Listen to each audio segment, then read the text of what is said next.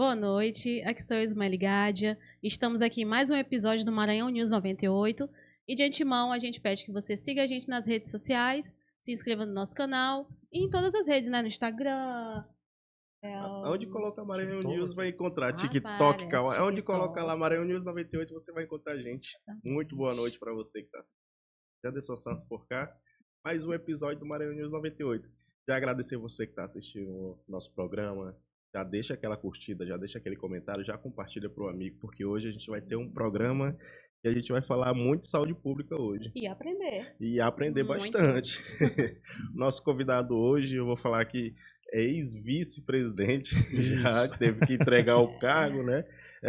Do Aldenor Abelo, Sim. da Fundação Antônio Dino, que carrega o nome, né? Carrega o nome do seu avô.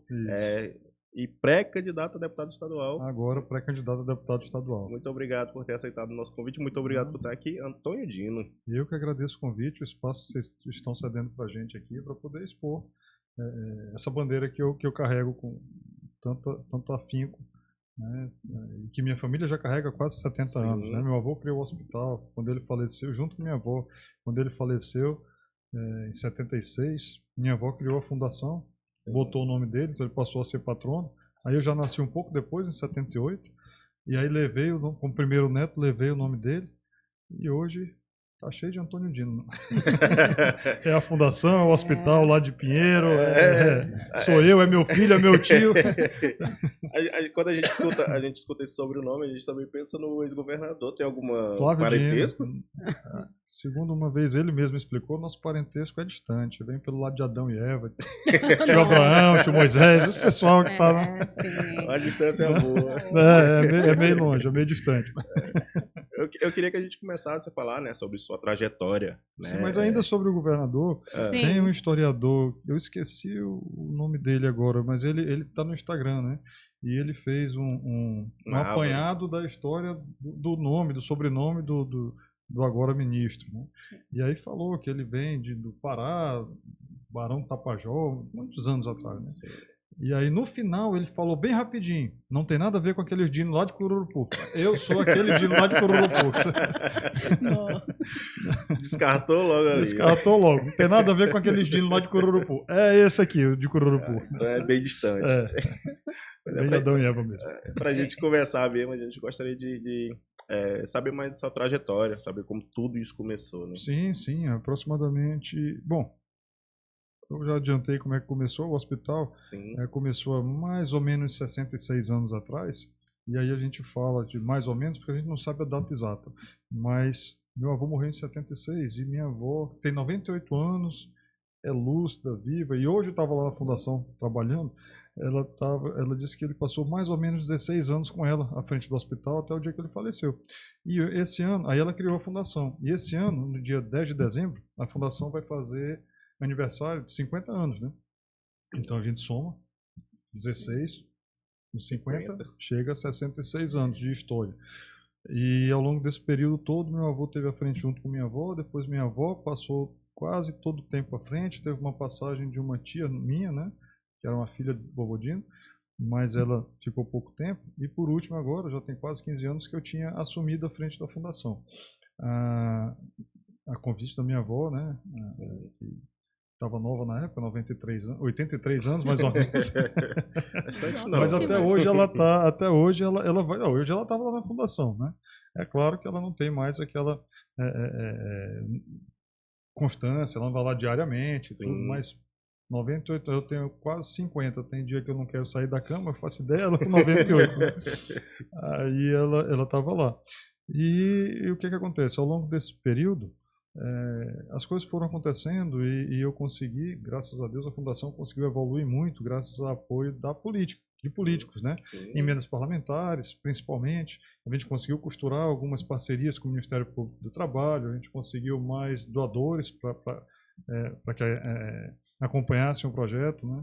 O trabalho realmente é um trabalho, modéstia à parte, coisa que eu tenho muito orgulho de falar, é um trabalho muito bem feito, há 66 anos, não é nos últimos 15 não, tá? Sim. Nos últimos mais de 60 anos é um trabalho muito bem feito, tanto que o reconhecimento da população é muito grande.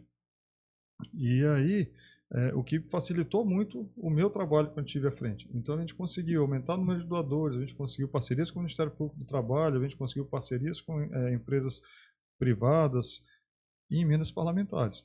E nesse período a gente fez o que tinha que ser feito no hospital. Modernizamos todos os equipamentos, compramos equipamentos novos, modernizamos, por exemplo, leitos. O centro cirúrgico hoje é todo, segundo os médicos, chega a ser mais moderno do que o do São Domingos.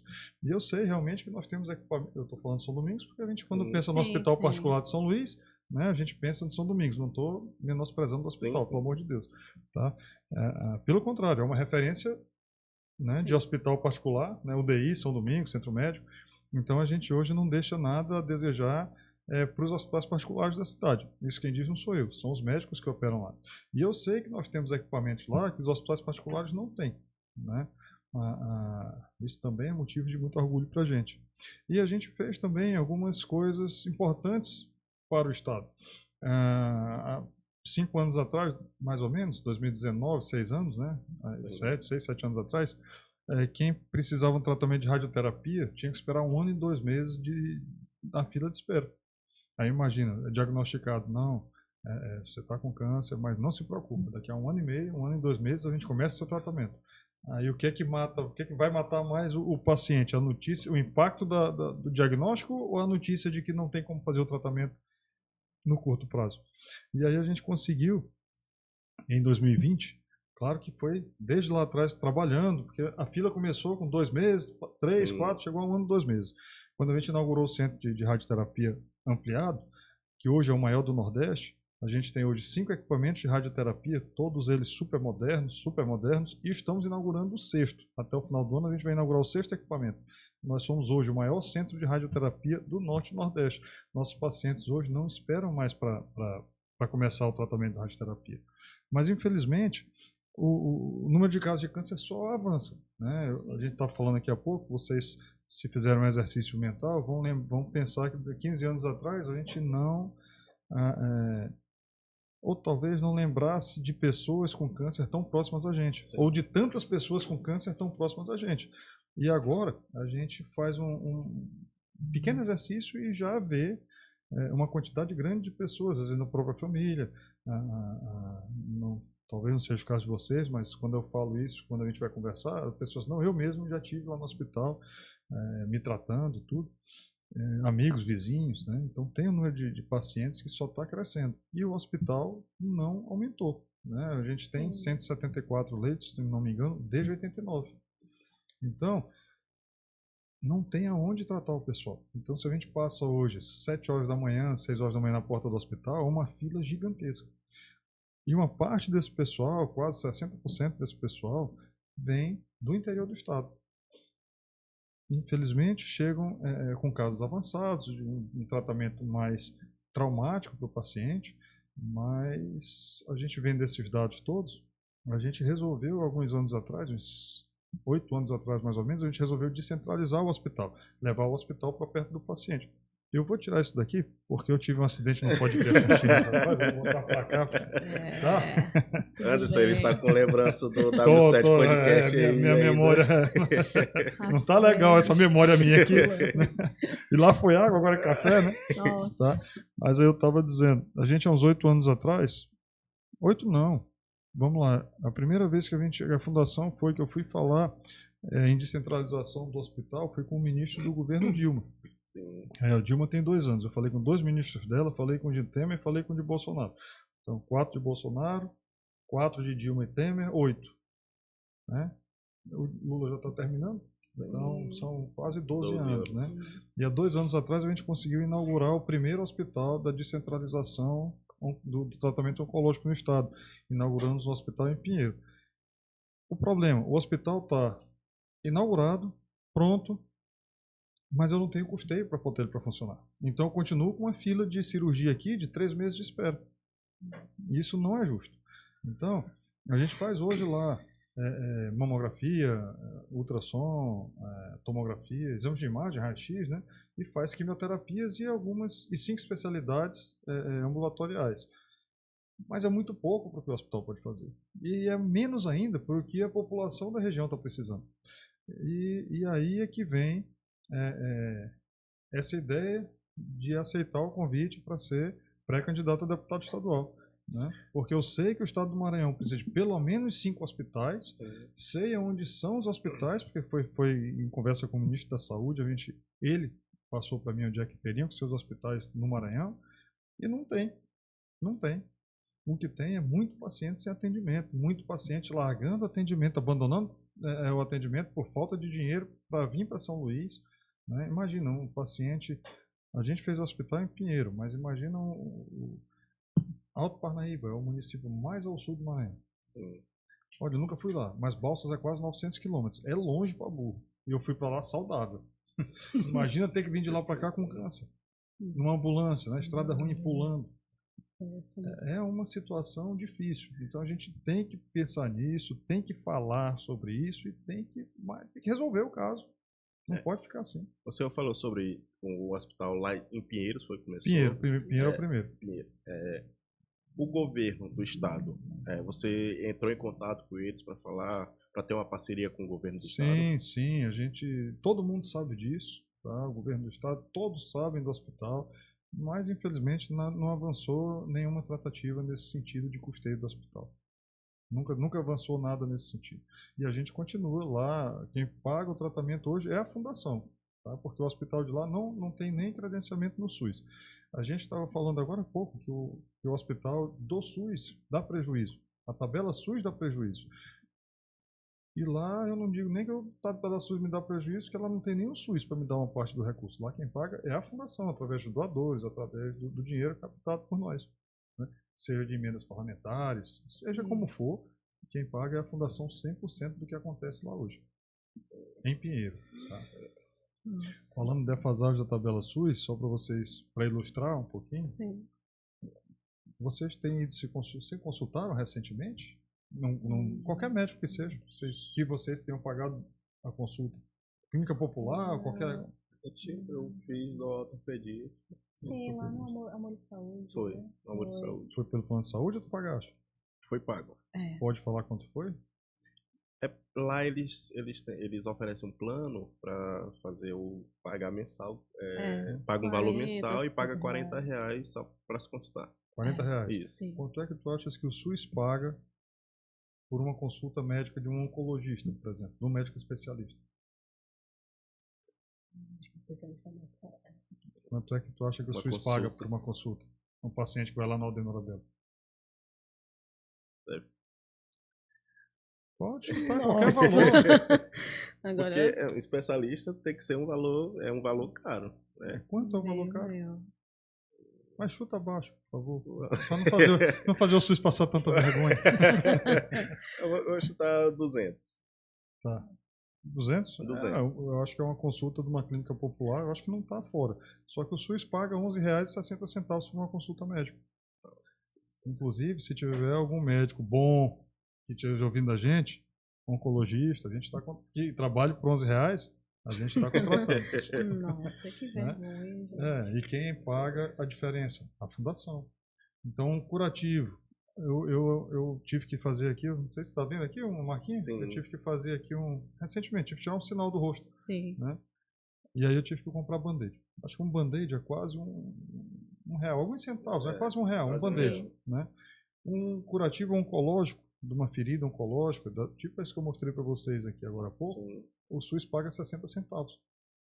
Como é que remunera o procedimento? Eu comprei um band-aid e eu mesmo aplico. Eu vai fazer um curativo no hospital, eu tenho o ambiente hospitalar, eu tenho todo o material de limpeza da ferida, eu tenho todo o material do curativo, eu tenho enfermeiro, técnico de enfermagem, profissional para estar lá, tem energia do hospital, tem tudo lá.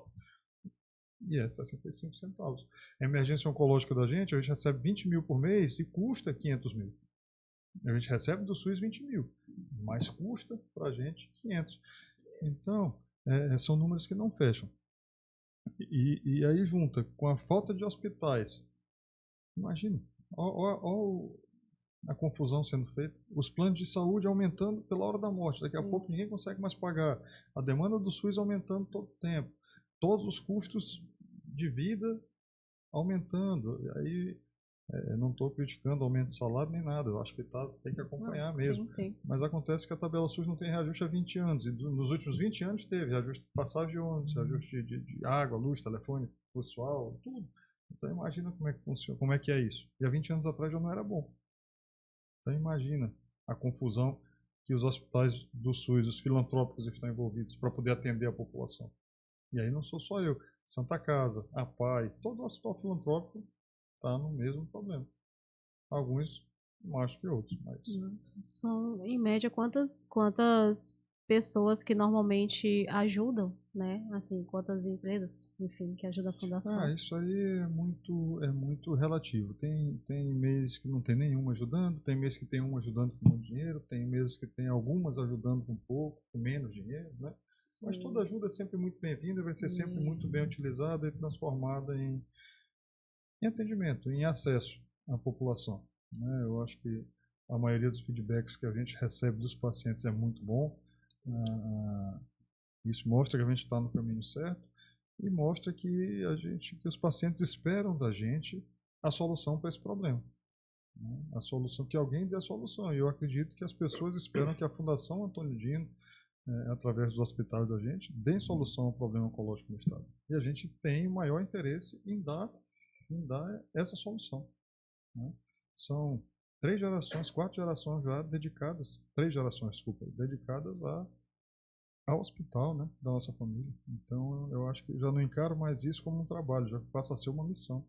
E realmente, quando começa a trabalhar lá dentro, é uma coisa assim apaixonante, porque a gente vai vendo o serviço da gente, o trabalho da gente dando resultado, chegando nas pessoas que precisam, e as pessoas, quando tem um diagnóstico de câncer, nossos pacientes em especial, que não têm um poder aquisitivo tão alto, elas já são fragilizadas pela situação social, recebem um diagnóstico de câncer, já têm dificuldade de acesso aos hospitais, e ajudar essas pessoas é muito gratificante. Então traz para a gente um senso de responsabilidade maior ainda, né? O senhor falou sobre a questão financeira. Eu queria saber como garantir esse equilíbrio, né, a sustentabilidade financeira da fundação e um atendimento digno, né, para quem depende do SUS. Minha avó tem uma frase que é só que eu vou conseguir te responder, porque não tem como justificar a gente ter 2 milhões de prejuízo mensal e o hospital continuar aberto. Então minha avó diz que quando a causa é boa, Deus ajuda. Porque não tem outro jeito de explicar como é que a gente continua aberto. E como é que a gente continua aberto, dando tratamento para as pessoas, né? Porque realmente tem alguma coisa diferente ali no hospital. É claro que a gente tem um maior esmero na administração e tudo, mas eu acho que tem uma mãozinha em cima da gente que ajuda muito no que acontece lá dentro, tá? Então, essa pergunta eu não sei responder se não for alguma coisa espiritual mesmo. Eu não vejo outra explicação. Como então, assim, foi a partir daí de todo esse ciclo, de toda a geração em geração, que com todas as dificuldades que o senhor, então, percebeu que tem que ir além do que o senhor já está indo, se candidatando? Pois é, a candidatura veio por tudo isso que eu falei. A gente vê, pode ser resumido numa frase: quem tem câncer tem pressa, tá?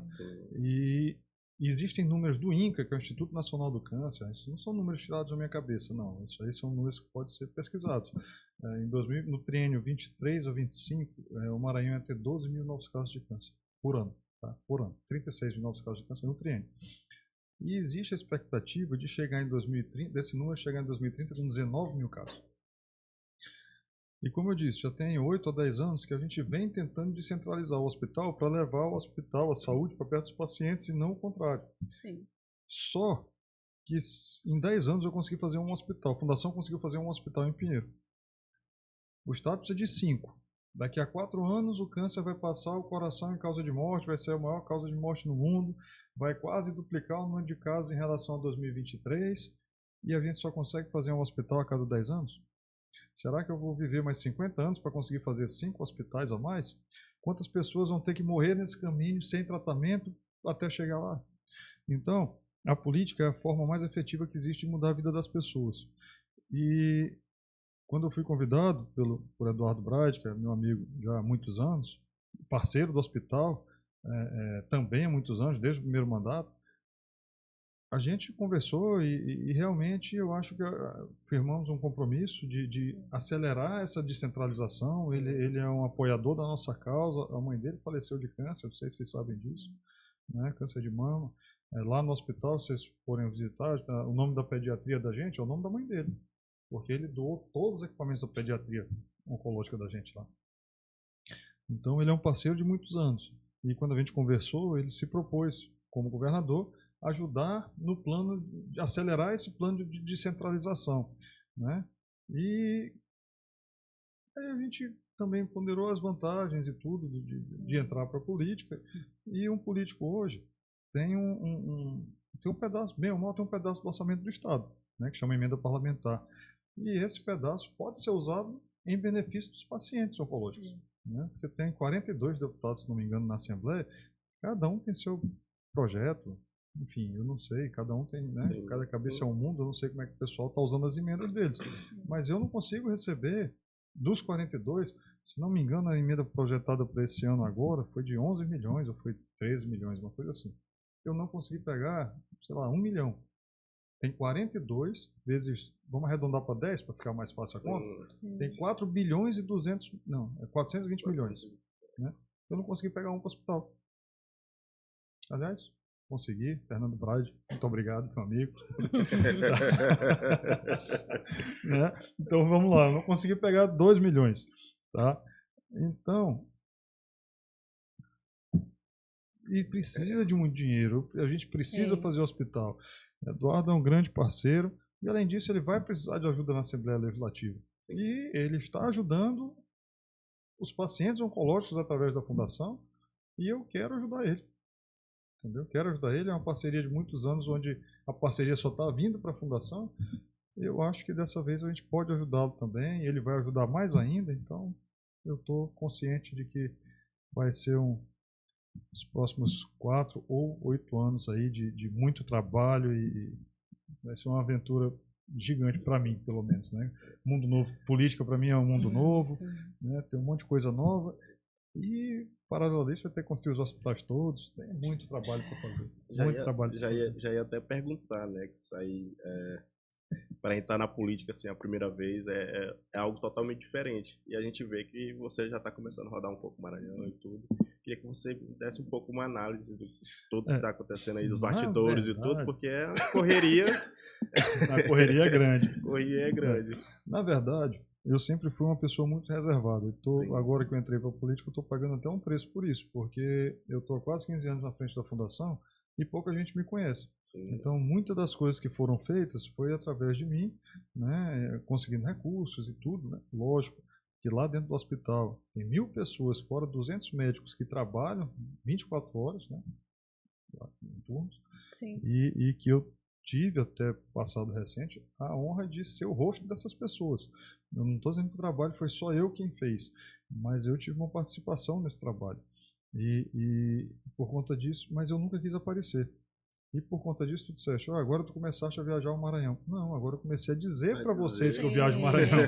Né? Mas eu já viajo, eu cheguei lá em Bacurituba um dia desses, aí um vereador lá me disse, agora só vem aqui. Eu disse, não, meu amigo, eu já vim aqui 4 vezes com essa, porque eu não chego aqui espalhando para todo mundo, não mando fazer um comício para dizer que eu estou chegando. Eu vim aqui para ver outras coisas.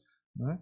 Então, eu já viajo ao Maranhão há um bom tempo. Eu estou indo a mais lugares. Tinha um lugar, Itaipava do Grajaú, um monte de lugar que eu não conhecia ainda, que eu estou indo, né?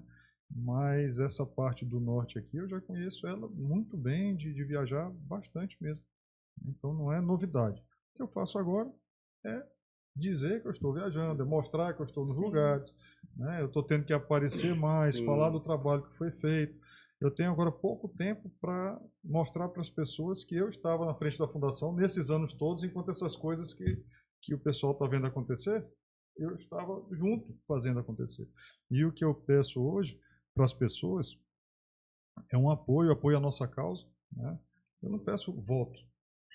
Voto, tu vai votar em qualquer um, e eu duvido que tu lembre em quem tu votaste na eleição passada para deputado estadual ou federal. Lembra? Não lembro. É raro, é raro. É porque eu gosto de lembrar, porque eu gosto de saber o que foi que aconteceu com esse político, né? Para ver se meu voto ali, realmente eu depositei um voto mesmo para uma pessoa de confiança ou se começou a fazer... Não, mas é raro isso, é bem raro. E o que eu peço é apoio para a causa. Porque eu tenho certeza que daqui a 4 anos a pessoa vai lembrar que ela apoia uma causa. E uma causa importante que ela mesma pode estar usando. Ninguém sabe o que vai acontecer amanhã. Então pode ser que essa causa que ela está ajudando a gente a defender é uma causa que ela mesma amanhã vai precisar para ela ou para algum parente dela. Tal. Não estou profetizando nem desejando mal a ninguém. Por mim o hospital vivia vazio. Mas infelizmente é uma realidade. Então hoje eu viajo fazendo isso. Eu até disse recentemente conversando com um amigo, disse, cara, essa campanha eu não sei o que vai acontecer em outubro agora, no dia 4.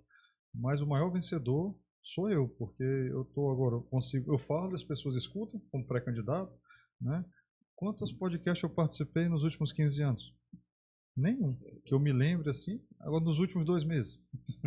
Então já tem um monte de gente escutando o que eu estou dizendo, já tem um monte de gente sabendo dos problemas. A gente faz algumas reuniões com poucas pessoas, né? Para falar sobre esse problema, explicar o motivo da candidatura, porque existe, por minha parte, uma preocupação muito grande das pessoas querendo politizar o hospital, o que eu acho que é um crime, fazer política com saúde pública. Né? A ideia não é essa, não é comprar briga com ninguém, não é esculhambar o lado A, o lado B, não é fazer a política como a maioria faz. Quando o Brad convidou, foi para uma nova política, né? Uma nova forma de fazer política. E eu estou entendendo qual é a nova forma de fazer política. É mostrar resultado, é mostrar trabalho. Foi o que ele fez na Prefeitura de São Luís. É o que eu tentei, acho que tive até um relativo sucesso fazendo à frente do hospital. Então, é isso que a gente vai continuar fazendo. Então, quando eu peço apoio a essa causa, não é para começar a fazer. Eu não estou dizendo, cara, me ajuda que eu vou fazer. Não. Sim. Eu já estou fazendo tem 15 anos. Eu só preciso fazer mais rápido, porque tem gente que está precisando. E como eu disse ainda há pouco, quem tem câncer tem pressa. Passar 1 ano numa fila de espera. Não morreu. Entendeu? Ninguém fica um câncer 1 ano esperando. Porque o câncer não espera nem 1 minuto. E ele não quer saber a cor da tua pele, teu sexo, se tu é rico, pobre. Já viu alguém dizer, não, eu não pego câncer porque eu sou rico. Não tem esse. Ele pode ir para o Japão se tratar, mas que ele vai pegar igualzinho um pobre, vai. Homem, mulher, não tem distinção. Quem discute essas coisas é a gente. A saúde, o câncer não discute nada disso. Né? Então, a gente tem que ter pressa, pessoal. Tem que ter pressa. O negócio é urgente. Não é uma gripe, não. Não é uma gripe. Desculpa. Falou em gripe? Deu até pigarro. A garganta falhando aqui um pouquinho. Assim, o senhor falou do hospital em Pinheiro, né? Sim. E também falou da necessidade de ter mais 5. A gente tem que ter 5 ao todo, fora um hospital pediátrico, tá? Hoje, o Maranhão precisaria ter, pelo menos, tá? Pior das hipóteses, 100 leitos pediátricos de oncológicos, né? Sim. De câncer. Tem 23. E todos são lá no hospital. Então, antes de ser candidato, antes de pensar em ser candidato, que isso aconteceu no mês de abril, eu tinha conseguido as emendas parlamentares com a Câmara Municipal de São Luís, a gente vai começar a ampliar a pediatria. Eu me incluo ainda no hospital, não estou mais lá, mas foram 15 anos até eu perder essa... né? Se Deus quiser, eu volto em outubro, depois da campanha, depois da eleição, mas a gente vai ampliar, então vai sair de 23 para 70 quase, mas ainda está pequeno, né? E tem todos os outros hospitais, a gente precisa fazer 5, Santo Inês, região sul, que deve ser em Imperatriz, região leste, provavelmente em Caxias, né? Que junto com São Luís e Pinheiro fazem os 5 hospitais. Fora isso, a gente também tem o plano de fazer centros de prevenção e diagnóstico com quimioterapia. Por exemplo, Balsas, Chapadinhas, são grandes centros que não cabem a um hospital de câncer, mas são polos, né? Cidades polos. Sim. Então eu posso levar para lá, a fundação pode levar para lá um centro de prevenção e diagnóstico precoce, de várias especialidades, e fazer a quimioterapia dos pacientes da região ou consultas de acompanhamento. Então a gente mesmo assim ainda consegue tirar pessoas da estrada. Eu não vejo desvantagem nenhuma no plano da gente, não para o paciente. Com certeza. Assim, qual foi o momento mais desafiador e o momento também assim mais marcante na sua gestão à frente da fundação? O momento mais desafiador sempre é a questão de recursos. Tá? Para vocês terem uma ideia, o Hospital São Marcos em Teresina, que é um hospital filantrópico também e que também trata câncer, tá? Não sei se vocês têm acompanhado, inclusive trata câncer dos pacientes da região leste, né, que é em Teresina, o pessoal de Timon, Caxias, muita gente vai para lá. Tem até um convênio com o governo do estado. Ele está fechando as portas por causa desse desafio financeiro. O tratamento oncológico, o tratamento do câncer é um tratamento caro. E o SUS, é como eu falei para vocês agora há pouco. Né? E me deixa muito triste isso, porque é um hospital tradicional em Teresina, já tem vários anos também, não é um hospital novo. E para onde vão os pacientes do Maranhão? Os do Piauí também, claro, né? Mas vamos falar do Maranhão. Para onde vão esses pacientes agora, que estavam em tratamento lá? Que tiveram tratamento suspenso? Porque aqui o hospital, eu estou com fila. Eu estou com fila de cirurgia, eu estou com fila de internação, eu estou com fila... Eu não, o hospital, eu nem faço mais parte, eu tenho que perder esse vício. Né? Mas, enfim, o hospital está cheio de fila. Né? E vai vir mais gente para cá? Como é que vai fazer? Está indo para onde esse pessoal? Vai largar o tratamento? Tem dinheiro para vir para cá? Então, tudo isso tem que ser ponderado. Né? Então, se for perguntar para mim qual é o maior desafio, aí é o maior desafio de todo gestor de unidade filantrópica. É financeiro. A saúde é cara e o dinheiro que vem é pouco. Eu dei 2 exemplos para vocês, mas posso dar outros tantos. Se vocês forem para uma diária de UTI, se não me engano, eu tenho que checar a informação, mas acho que é R$680 a diária de UTI que o SUS paga para a gente. Cara, vai para um hospital particular. Se der menos de 20 mil, é R$19.900. No mínimo, depende do que tu tens. Lá todos os nossos pacientes são graves, né? Está na UTI com câncer. E esse preço inclui tudo, medicamento, tudo que precisa lá dentro. Então, esse é o maior desafio financeiro. Aí, quando tu pergunta, essa outra pergunta foi o maior... O momento mais marcante, assim, na frente da fundação. Sim, esse momento mais marcante, tem um monte, mas... Talvez tenha sido a ampliação da radioterapia, que a gente foi um marco, que a gente resolveu o problema da fila da radioterapia. Né? Para ter uma ideia, nós temos 5 equipamentos, vamos inaugurar o 6º até o final do ano. Um equipamento desse custa $1.700.000, $800.000. O equipamento, fora todo o que chama de backup, não é backup, os periféricos, né? Todos os periféricos. Um no-break para ele, em 2020, quando eu comprei o último, custava $200.000. Aquele que a gente compra lá no centro elétrico ali, de R$300, lá é $180.000. Né? Então aí vai juntar um monte de coisa. As paredes de concreto para ter ali dentro tem 2,40 metros de largura. Né? A gente está gastando mais de R$3 milhões agora só para fazer uma sala para botar o equipamento dentro. Então, nós temos 6. Né? Eu estava dizendo, para ter uma ideia, a gente tem 5, vai fazer o 6º. O governo do estado do Maranhão tem um que inaugurou esse ano. Para vocês verem a diferença. E o nosso faz radiocirurgia, o dele não faz.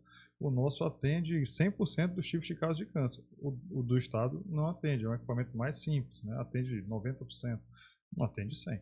O nosso atende 100%. O nosso é igual ao do hospital particular daqui, só que para o SUS. Né? Então, são coisas que deixam a gente muito orgulhoso, são marcos que aconteceram no hospital e só trouxeram benefício. E é fruto de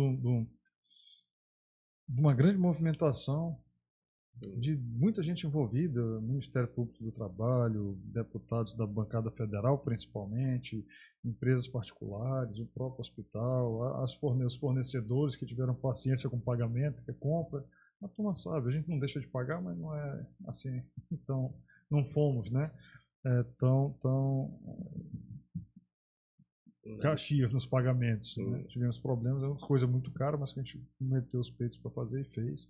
Está aí, está tudo resolvido.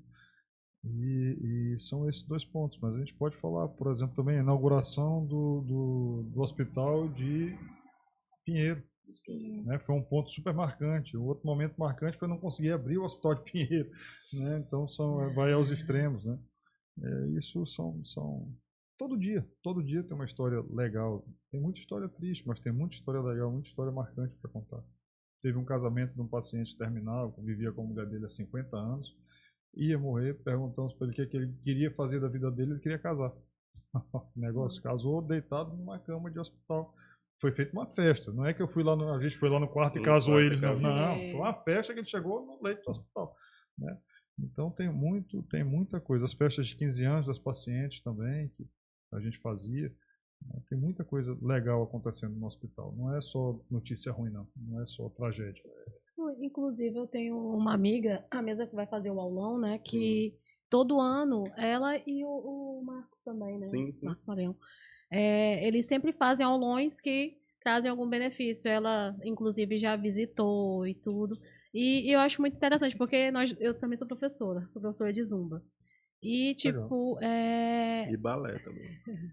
Não estamos fazendo... Professor de balé também. E eu acho muito interessante quando existe aquela coisa, como a gente vê em filme, né?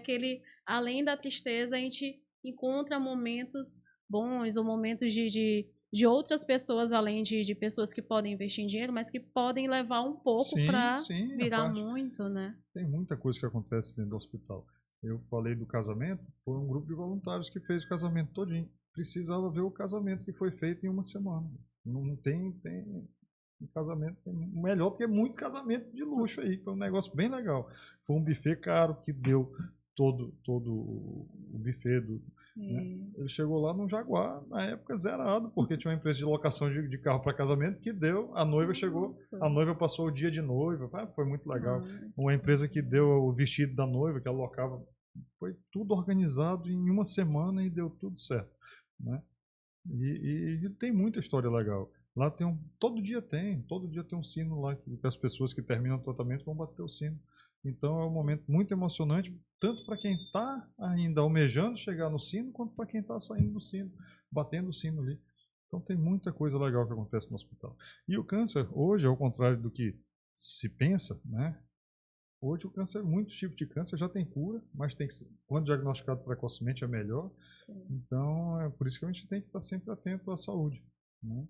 E tem muita gente que se cura, passa por essa batalha e sai fortalecido e com uma história de vida. Eu te visitei agora lá em Itapecuru, Dona Gorete. Se estiver assistindo a gente, Dona Gorete, um abraço para a senhora. Fui muito bem recebido lá. A Dona Gorete venceu o câncer dela, venceu o câncer. Estava lá super emocionada, contando o que aconteceu, agradecendo a neta dela, a família que teve junto todo o tempo.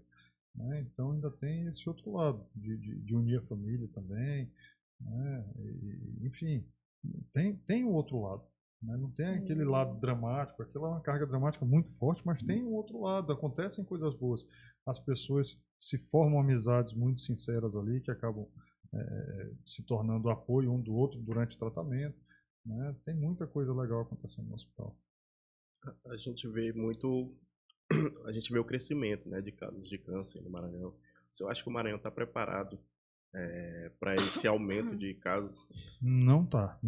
Por isso é que eu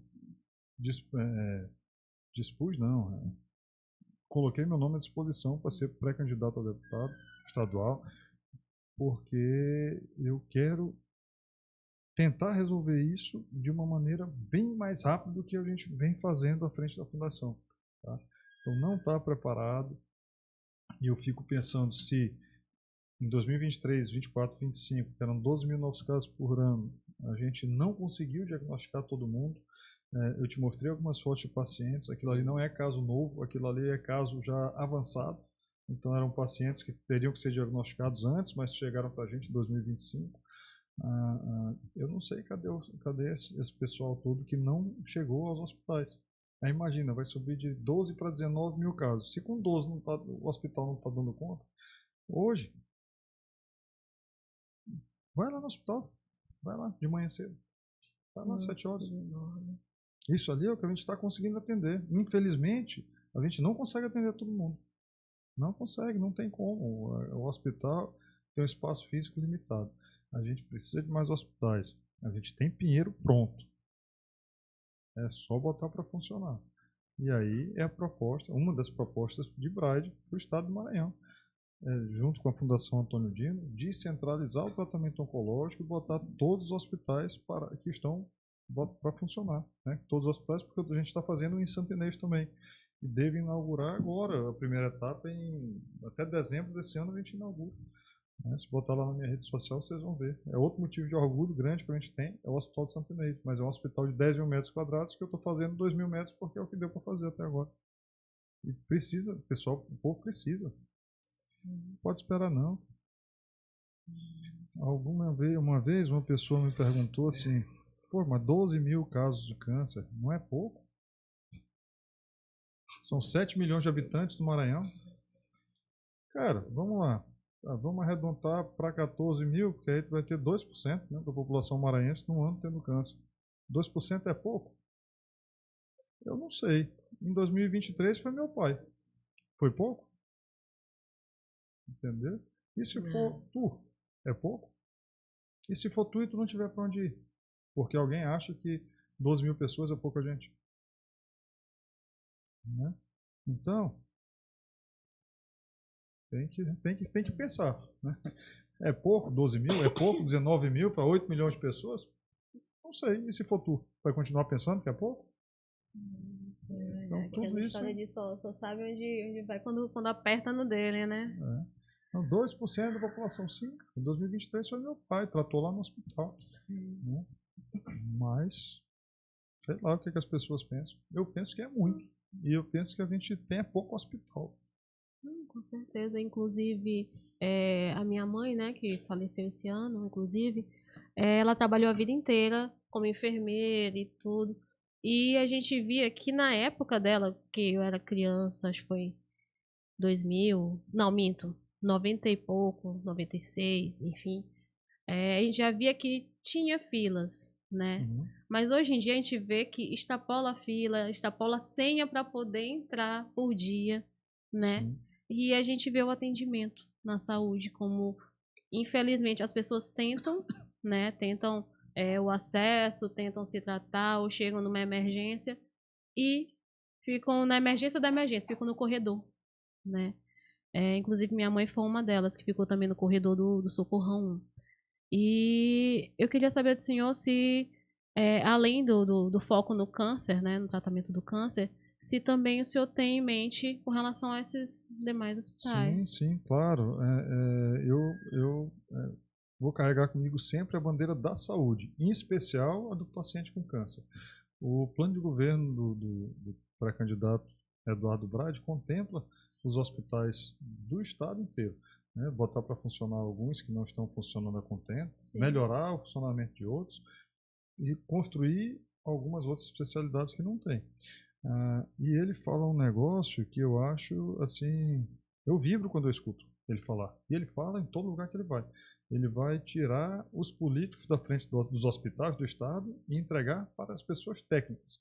E eu te digo isso porque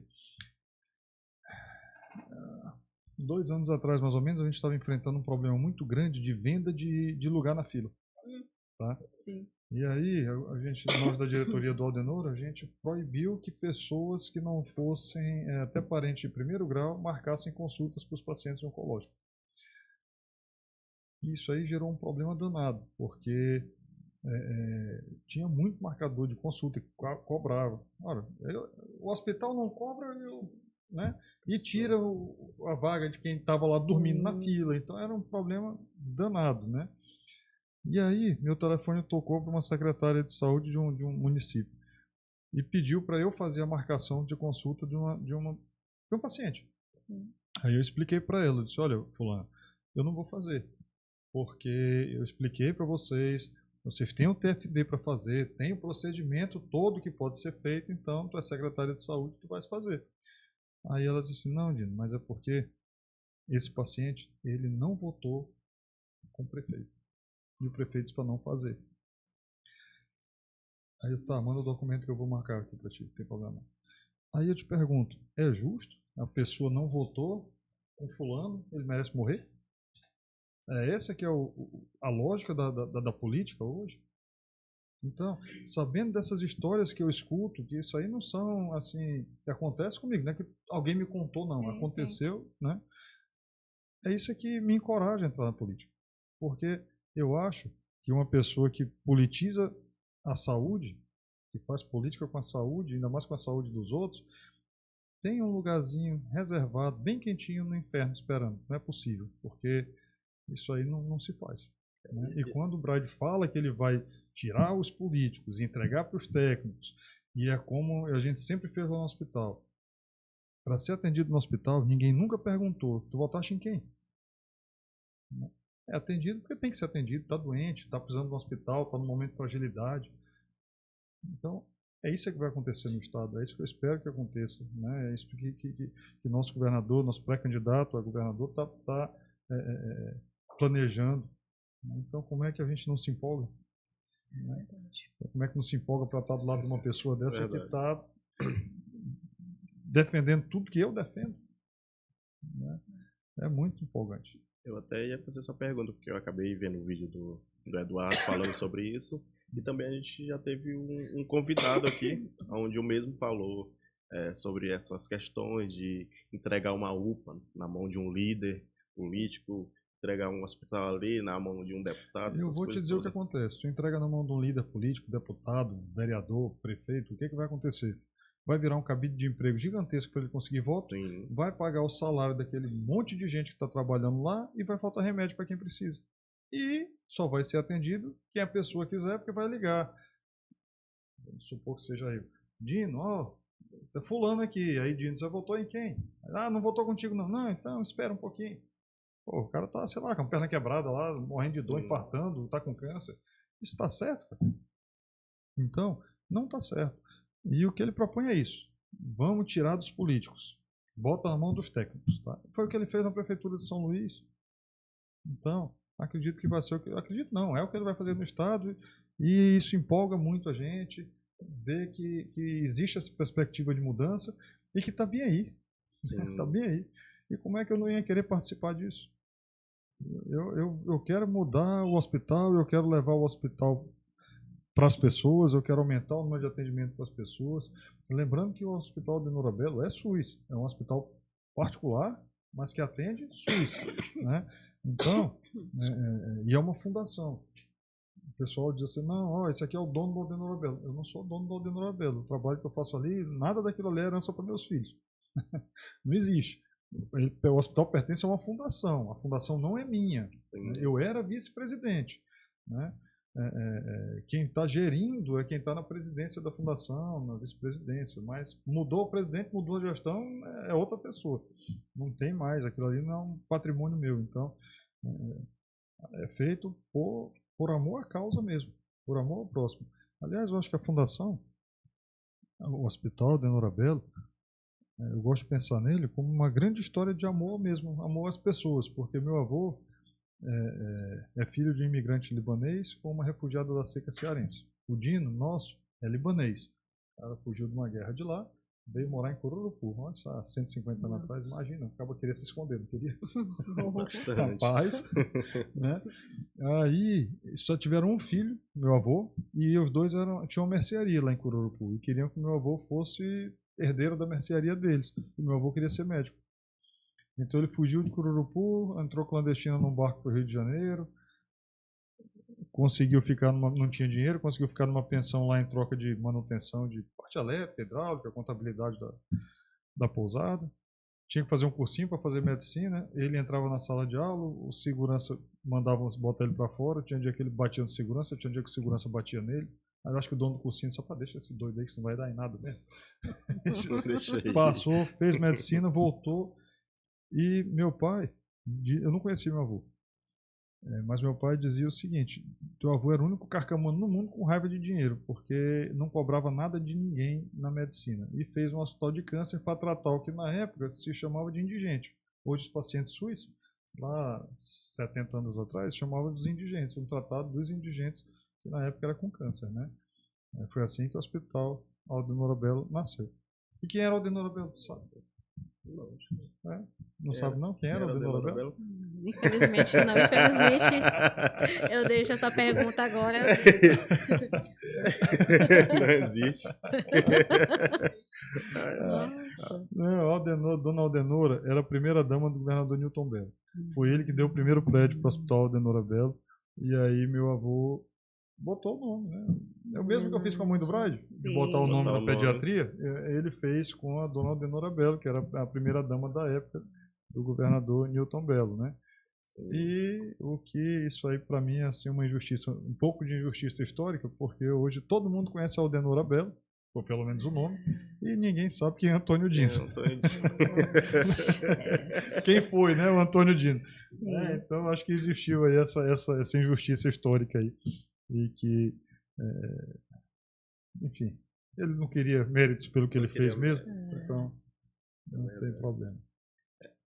Assim, a gente sabe que, pela conversa que a gente está tendo aqui, eu acho que foi a única entrevista onde a gente, às vezes, a gente não conseguia te dar uma resposta de algo do que tu estava falando, que a gente fica imaginando, né? Fica imaginando várias pessoas na fila, você mostrou algumas imagens pra gente aqui, a gente conversando aqui no off e tudo, então a gente já fica imaginando nessas coisas. E quem tem essas pessoas na família com câncer, é algo assim, eu acho que quem trabalha lá até se emociona, né, com as histórias que tem lá, com as pessoas que tem lá. Eu queria que falasse um pouco como conter essa emoção para dar um bom atendimento para as pessoas, né? Eu acho que o couro engrossa um pedacinho à medida que a gente vai convivendo, né?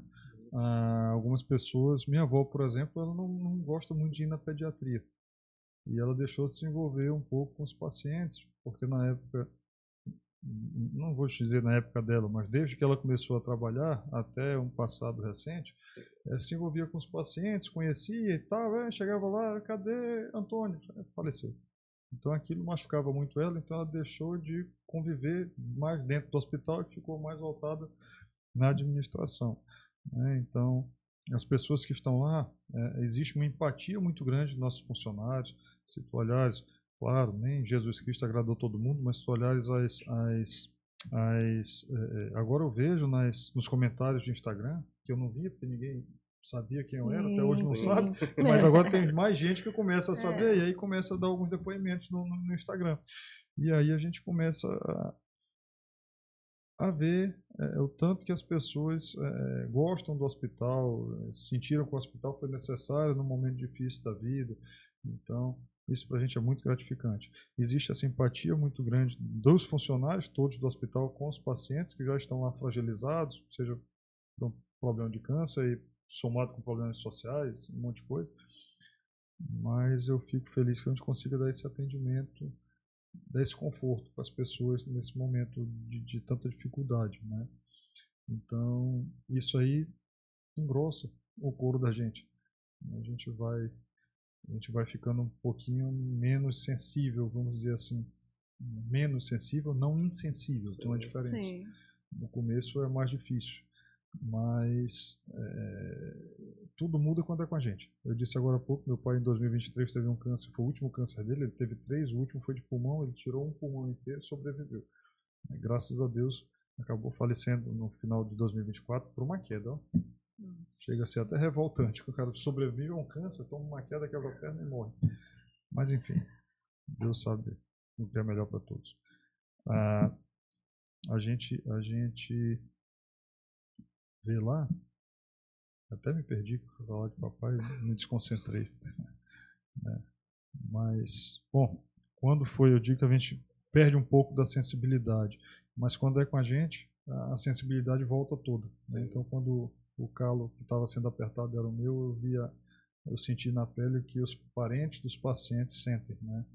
Eu tenho ideia do que os pacientes sentem, mas eu não sei. Eu tenho ideia, mas eu não sei. Papai sabia. Papai foi paciente. Eu fui filho de um paciente. Então eu sei o que a família passa nesse momento.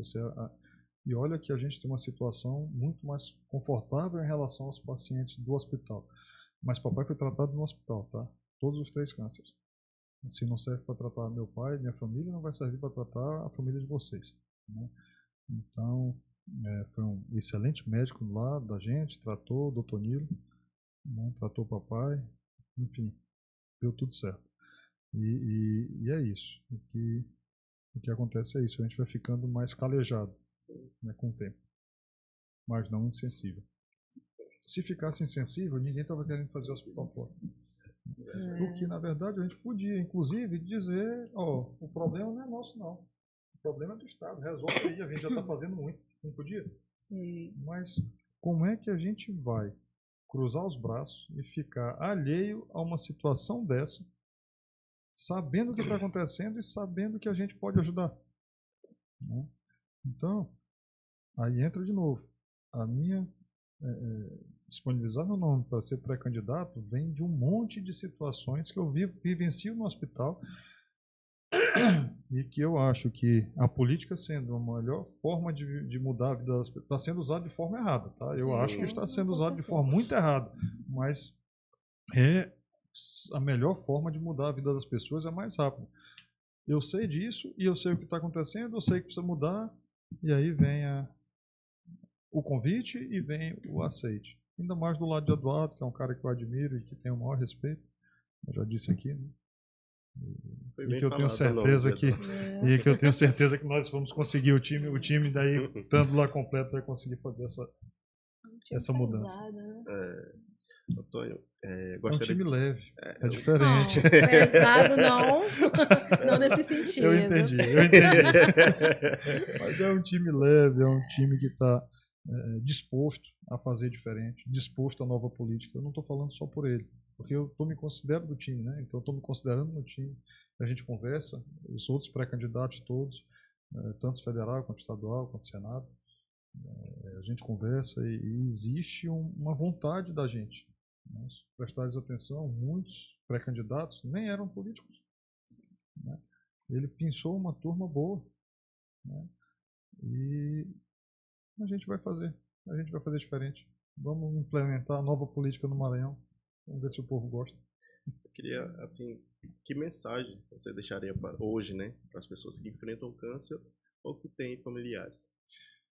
Olha, a principal mensagem, pessoal, é que o câncer não é mais uma sentença de morte, tá? É claro que é uma doença muito grave, muito séria e que precisa ser muito acompanhada de perto, mas não é mais uma sentença de morte. O principal é que as pessoas avaliem sua saúde anualmente. Existem as campanhas, eu acredito que vocês já tenham ouvido falar, Sim. Novembro Azul, Outubro Rosa, Março Lilás, né? Cada um chama atenção para um tipo de câncer, diferente. Sim. Mas as campanhas, elas servem para chamar atenção para a prevenção, não é para fazer aquilo só naquele mês. Então é muito importante que as pessoas estejam atentas à saúde o ano inteiro, e que qualquer anomalia o médico vai detectar e procurem o mais rápido possível o tratamento. Tá? Então essa é uma mensagem, a principal é que não é mais uma sentença de morte. É preocupante, claro, quem é diagnosticado com câncer, né? Quem tem medo, né? Claro, mas vamos procurar um médico. Hoje a medicina já avançou muito, os medicamentos já avançaram muito, os tratamentos já avançaram demais. Não é mais uma sentença de morte, graças a Deus. Eu queria aqui agradecer. Eu queria deixar uma última mensagem. Posso? Senão minha equipe me mata. Deve. Eu tenho um Instagram, pessoal. Eu queria que vocês, por favor, me seguissem lá. É o Dino do Aldenora Belo, Belo com 2 L's, tá? E lá vocês vão ver os projetos do hospital, vocês vão acompanhar o andamento da campanha e saber mais. E daqui a pouco, depois das convenções, o número e tudo, tá bom? Então, se vocês puderem seguir lá no Instagram, Dino do Aldenora Belo. Belo com 2 L. Obrigado. Queria agradecer muito a sua presença aqui. 1 hora, quando a gente está nesses assuntos, é pouco demais. A gente gostaria mais para frente, também ter outra oportunidade para a gente conversar. Agradecer. A gente sabe que esse período de pré-campanha, a correria é grande, a gente sabe que é uma loucura. Hoje, ninguém mais tem sapato limpo nessa pré-campanha. Ninguém mais dorme. Né? O negócio é animado. E a gente gostaria de agradecer muito por ter disponibilizado essa agenda assim, para a gente estar aqui no podcast. Eu que agradeço o espaço que vocês me deram e virei com todo prazer todas as vezes que for convidado. E se não for convidado, qualquer hora ainda peço. Apareça aqui. Rapaz, tem um tempinho aí para mim. Mas eu gostaria de deixar o espaço, né, para você falar, deixar um recado para o povo maranhense, Agradecimento. Queria Pode deixar falar um direto recado. pra Eu câmera. queria deixar um recado, não para a população, porque acho que a gente já passou 1 hora falando sobre isso, mas para os funcionários do hospital Aldenora Belo, tá? Da Fundação Antônio Dino, que na verdade hoje o Hospital Aldenora Belo é o nome fantasia da Fundação Antônio Dino. Hoje nós não, que eu não estou mais lá até daqui a uns dias. Mas hoje são mais de 1000 funcionários e ao longo desses quase 70 anos eu nem sei quantos funcionários já foram. E são eles que fazem, que estão lá diuturnamente tratando com os pacientes, levando conforto para esses pacientes, de uma mão amiga, o tratamento. Então eu quero deixar aqui meu muito obrigado a todas as pessoas que fazem parte, que já fizeram parte da Fundação Antônio Dino, e dizer para vocês que se a fundação tem esse sucesso, tem esse carinho todo dos pacientes, isso é graças ao trabalho que vocês realizam. Aí que eu realizei até bem pouco tempo atrás, junto com vocês, claro. Tá? Então eu quero deixar meu muito obrigado a todas essas pessoas. Senhorita Gádia. Primeiramente, além dele ter agradecido, eu também agradeço, né? Assim como muitas pessoas, eu também não lhe conhecia pessoalmente. Mas sou muito grata, né, por ter lhe entrevistado também, por estar aqui, por saber um pouquinho mais, né? Porque é sempre muito importante a gente estar com alguém que tenha propriedade no que está falando, não só chegar e se pré-candidatar ou se candidatar, mas também saber o que a gente passa, né, no dia a dia, que isso é muito importante. Então, eu lhe agradeço de verdade, muito, né? É isso. E também quero pedir que vocês possam seguir a gente nas redes sociais, né? Te agradeço de novo. Siga a gente nas redes sociais, acompanhe nossas entrevistas. Cada dia é um capítulo diferente, é uma pessoa diferente, é uma história diferente. E aqui a gente também aprende, né? Com certeza. Agradecer você que assistiu a gente até o final, deixou aquela curtida, comentou, compartilhou. Muito obrigado. Não se esqueça de procurar nossas redes sociais, Maranhão News 98, que você vai encontrar em todas as redes sociais. Estamos lá, bota na cara. Agradecer meu amigo Anderson, Estúdio 7. Não canso de falar, o melhor de São Luís, os melhores podcasts estão aqui. Então, você quiser gravar seu podcast, fazer aquele ensaio fotográfico, esse é o local, viu? Pode procurar aí, Estúdio 7, aí, pode procurar também o W7 Anderson, que eu vi lá que ele trocou o nome no Instagram. Vixe, tem que seguir agora, então não tô seguindo trocou mais. o nome do Instagram lá, W7 Anderson, W7 Podcast também, um podcast sensacional, toda quinta-feira. A gente até de vez em quando disputa com ele, querendo botar uma quinta-feira às 20 horas aí. Mas muito obrigado você que assistiu a gente até o final e até a próxima, se Deus quiser. Até a próxima. Um abraço.